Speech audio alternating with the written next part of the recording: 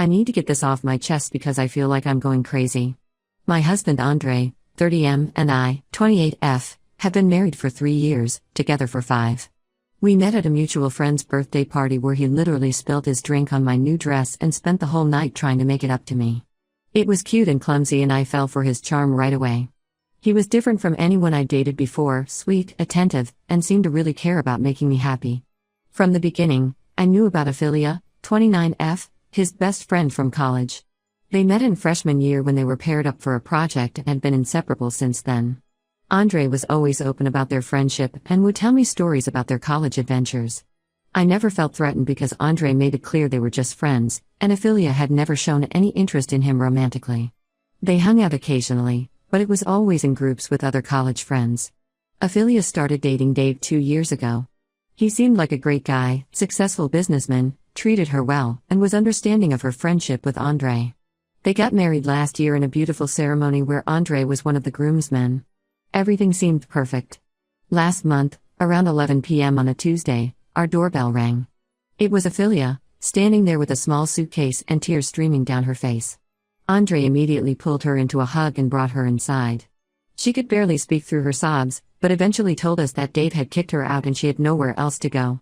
Andre didn't even ask me, he just turned to me and said Ophelia would be staying with us for a while. I couldn't say no in that moment with her crying there, so I helped set up the guest room. Andre told me later that night that Dave had always been controlling and had finally shown his true colors. He said Ophelia just needed a week to figure things out and find her own place.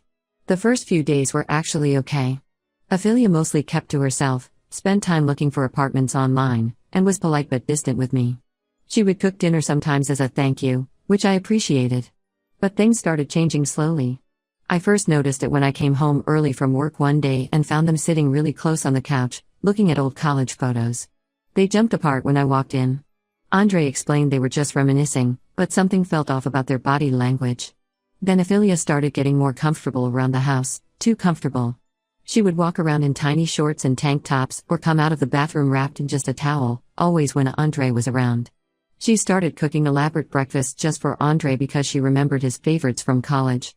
They developed this annoying habit of finishing each other's sentences and laughing at inside jokes I wasn't part of. Whenever I brought up the topic of her moving out, Andre would get defensive. He'd say things like she's going through trauma or we can't just abandon her. But he never pushed her to actually look for a place. A week turned into 2, then 3, then a full month. Our house isn't tiny, but it felt cramped with her constant presence. The worst part was how Andre started changing. He began staying up late with her after I went to bed, claiming they were just catching up. He stopped sharing details about his day with me, but I could hear him telling Ophelia everything. They would go grocery shopping together because Ophelia knows what I like. It was like I was becoming a guest in my own marriage. After a month of this, I decided enough was enough. I waited for a day when Andre was working late and sat down with Ophelia. I wanted to understand what really happened with Dave and why she wasn't making any effort to move out. But as soon as I mentioned Dave's name, she got defensive. She kept saying vague things like he's cruel and you don't know what he's capable of. When I asked if she was planning to file for divorce or try to work things out, she snapped at me and said it wasn't my business. Her reaction bothered me enough that I decided to do some digging. I found Dave on Facebook and sent him a message explaining the situation. His response changed everything. He sent me screenshots of conversations between Andre and Ophelia from months ago.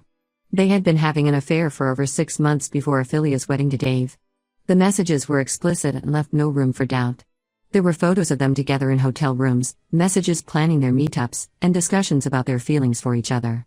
When I confronted Andre with the evidence, he didn't even try to deny it. He broke down and admitted everything. Apparently, they had always had feelings for each other but never acted on them until last year. When Ophelia got engaged to Dave, they started meeting in secret. Andre claimed he ended things before her wedding because he chose me, but the messages showed they were still in contact right up until she showed up at our door. The most painful part was calling my in-laws. I thought they would be as shocked and disgusted as I was. Instead, they already knew about the affair. Andre had been telling them for weeks that I was a controlling wife who was jealous of his friendship with Ophelia. He painted me as the villain who was trying to destroy their special bond. His parents suggested that I should be the one to move out and give them space to figure things out. I packed my bags that night and went to stay with my sister. I couldn't believe how quickly my entire life had fallen apart. The man I thought I knew, the marriage I thought was solid, it was all built on lies. I contacted a divorce lawyer first thing the next morning. The worst part is that I keep thinking about all the signs I ignored. The late night texts he would hide from me, the times he would go out for work drinks but come home smelling like her perfume, the way they would look at each other when they thought I wasn't watching. I feel like such an idiot for letting her into our home, for trying to be the understanding wife. Never again. Update 1: A lot has happened since my last post, and honestly, things have gotten so much worse than I imagined. After I left that night, Andre started bombarding me with calls and messages. He would switch between begging me to come back and accusing me of overreacting. The messages ranged from "I love you, please let me explain," to "you're throwing away our marriage over nothing." The worst part? Ophelia was still living in our house while he was sending these messages. My sister has been amazing through all of this. She let me stay in her guest room and has been helping me deal with everything. One night, after a particularly nasty message from Andre, she suggested we try to get into his email. She works in IT and said she could help me access it. I know it wasn't exactly legal, but at that point, I needed to know the full truth. What we found made me physically sick. There were hundreds of emails between Andre and Ophelia going back over a year. Their affair hadn't just been some brief mistake, it was a carefully planned deception. They had been seeing each other the entire time, even after Ophelia's wedding to Dave. The emails revealed their whole twisted plan. Ophelia had deliberately married Dave despite being with Andre. In her emails, she talked about how Dave's family money could set her up for life. She and Andre had planned everything. They would wait a few months after her wedding, then she would start telling people Dave was abusive. They knew everyone would sympathize with her and not question when she left him. Andre had even helped her create a list of things to say about Dave to make him sound controlling and cruel. The most devastating emails were the ones about me. They had literally strategized how to manipulate me into letting her stay. Andre gave her detailed instructions about how to act around me. He told her to seem distant at first, then gradually become more comfortable. He advised her on what sob stories would make me feel guilty about wanting her to leave. There were emails where they laughed about how I believed everything. They had even discussed their future plans. Once I was out of the picture, they would wait a respectable amount of time, then start dating publicly. Ophelia would play the victim who found comfort in her best friend after escaping an abusive marriage, and Andre would be the supportive friend who helped her heal. They had thought of everything. Reading those emails broke something in me. Every memory of the past month took on a new, darker meaning. All those times I caught them sitting close together, they were probably laughing at how naive I was. Every time Andre defended her staying with us, he was following their script. Even the way Ophelia would dress provocatively around him, it was all calculated to push my buttons while making me seem like the unreasonable one. I forwarded all the emails to myself and then sent them to my in-laws. Andre's mom called me crying, saying she had no idea how deep the deception went. She apologized for believing Andre's lies about me being controlling. His dad also called to apologize, saying they should have seen through Andre's stories. But honestly, their apologies mean nothing now. They chose to believe the worst about me without even asking for my side of the story. The emails also revealed something else. Ophelia had been taking money from Dave's accounts before she left. She had been slowly transferring small amounts to a secret account, building up a nest egg for herself. When I told my lawyer about this, she said this information could be useful not only for my divorce but also for Dave if he decides to press charges. Andre finally realized I had accessed his email when I confronted him with specific details from their conversations. He completely lost it. He started sending threatening messages about suing me for invasion of privacy. His last message said I would regret making an enemy of him. I've saved everything and given copies to my lawyer. Ophelia, meanwhile, has been posting on social media about being a survivor of domestic abuse and how grateful she is for having such supportive friends. Several mutual friends have taken her side, painting me as the bitter wife who couldn't handle my husband having a close female friend. It's infuriating to see her playing the victim when I have proof of her lies, but my lawyer advised me not to engage or share the emails publicly yet. I'm staying with my sister for now and trying to figure out my next steps. My lawyer says I have a strong case for divorce given the evidence of infidelity, but she warned me it could get messy. Andre has already hired an aggressive divorce attorney known for dragging things out. The hardest part is dealing with the loneliness. I lost not just my husband, but also several friends who believed his version of events. Some nights, I still catch myself reaching for my phone to text him about something funny that happened during my day, only to remember that the man I thought I was married to never really existed. He was just playing a role, and I was too trusting to see through it. At least now I know the truth. No more lies, no more manipulation, no more gaslighting. I'm done being the understanding wife who ignores red flags in the name of trust. Never again. Update 2: The divorce proceedings have started, and everything is just as ugly as I expected. Andre's lawyer is trying to paint me as an unstable, paranoid wife who invaded his privacy and abandoned our marriage without cause. They're arguing that accessing his emails was illegal and any evidence I found shouldn't be admissible in court. Andre is also claiming that I left him, so he shouldn't have to pay me anything in the settlement. But karma really does come back around. Last week, I received a message from Dave, Ophelia's husband. He had seen some of Ophelia's social media posts about being an abuse survivor and wanted to set the record straight. We met for coffee, and what he told me changed everything. Ophelia is still legally married to Dave. She never filed for divorce because she doesn't want to lose her claim to his family's money. Apparently, she's been lying to Andre about this the whole time. She kept telling him she was working with a lawyer and the paperwork was in process, but she hasn't taken any legal steps at all. Dave showed me proof that Ophelia has done this before. Andre wasn't her first affair, she had cheated on Dave with 2 other men in their first year of marriage.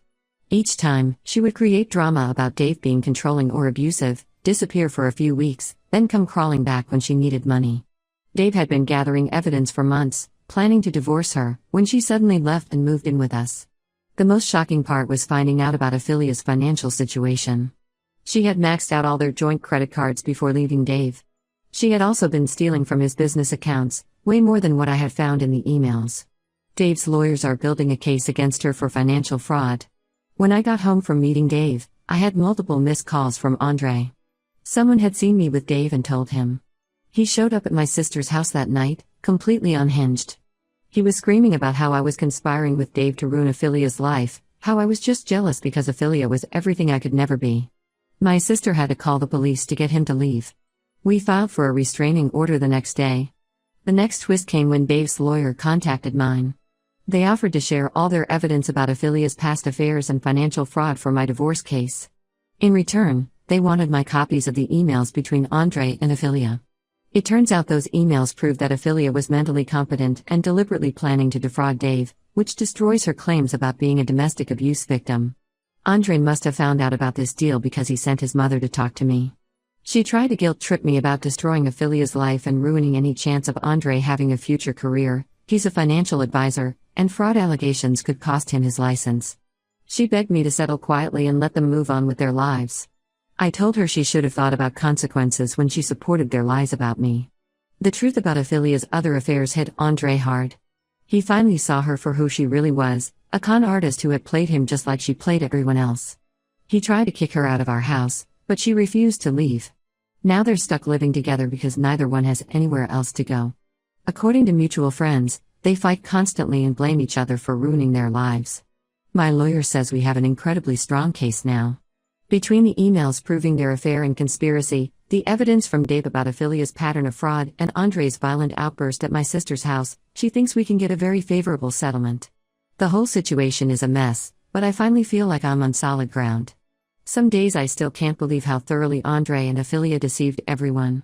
They threw away their marriages, their reputations, and probably their careers, all for a relationship built on lies. And the worst part is, they're still lying, just to different people now. Dave and I have become unexpected allies in this chaos. We're both dealing with the aftermath of loving people who never really existed, just masks they wore to get what they wanted. At least now we can see them for who they really are. Update 3: The divorce is finally settled, and I can hardly believe everything that's happened since my last update. With the combined evidence from Dave and the emails we found, my lawyer was able to negotiate a settlement heavily in my favor. I got the house, half of our savings, and Andre had to pay my legal fees. The most satisfying part was watching Ophelia's perfect victim narrative completely fall apart. When Dave's lawyers presented evidence of her financial fraud, she tried to claim she had been forced to take the money because she was afraid of him. Then they showed the emails where she bragged to Andre about stealing from Dave's accounts and planning their future together. Her own words destroyed any credibility she had left. Ophelia finally showed her true colors when she realized Andre wasn't as wealthy as she thought. During the divorce proceedings, our financial statements became public record. Turns out, Andre had been lying to her about his savings and investments to impress her. When she found out he was actually in debt from spending money on their affair, she completely turned on him. Last week, Ophelia moved out of our house and tried to go back to Dave, claiming she had made a horrible mistake and wanted to work on their marriage. Dave just laughed and had his lawyer serve her with divorce papers. Now she's living in a cheap apartment and working as a waitress, quite a change from the luxury lifestyle she was used to with Dave. Andre isn't doing much better. He lost his job when his firm found out about the fraud allegations.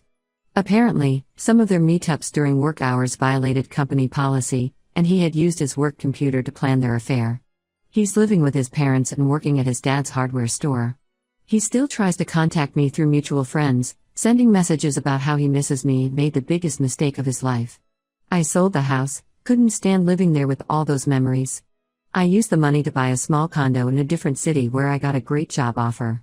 Some of our old friends tried to convince me to give Andre another chance. They said people make mistakes and deserve forgiveness. One even suggested that this whole experience might have made him a better person. I blocked every single one of them. The only good thing that came out of this mess is my friendship with Dave.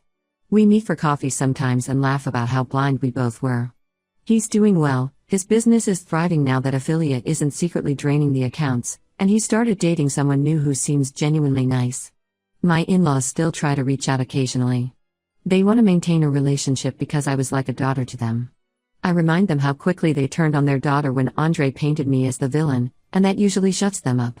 Some relationships aren't worth saving. I'm still angry sometimes when I think about everything that happened, but mostly I'm just relieved.